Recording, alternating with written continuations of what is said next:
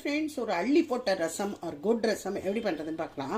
ஒரே ஒரு மிளகா வத்தல், ஒரு ஸ்பூன் துவரம்பருப்பு, அரை ஸ்பூன் தனியா, ஒரு சின்னதாக டீஸ்பூன் ஜீரகம், ஒரு சின்ன டீஸ்பூனால் மிளகு அவ்வளோ போட்டு இது மிக்சியில் அரைச்சுடணும். 3 பூண்டு வச்சுருக்கேன், ஒரே ஒரு டொமேட்டோ, புளி. இதை இப்போ அரைச்சிக்கணும். பேனில் கொஞ்சமாக நெய் விட்டுக்கலாம், கடுகு, கருவேப்பிலை, பெருங்காயம், மஞ்சப்பொடி, இதில் கல் உப்பு. இது கொதிக்கும் போது இந்த கொத்தமல்லியோட தண்டெல்லாமும் வேஸ்ட்டாக்காமல் சின்ன சின்னதாக கட் பண்ணி போட்டால் ரொம்ப வாசனையாக இருக்கும். இது நல்லா கொதிச்சுட்டு இப்போ 2 டம்ளர் ஜலத்தை விட்டுறலாம். இந்த ரசம் இந்த மாதிரி ஃப்ரோதியாக அறுத்து இறக்கிடணும். மேலேருந்து கொத்தமல்லி போட்டுடலாம்.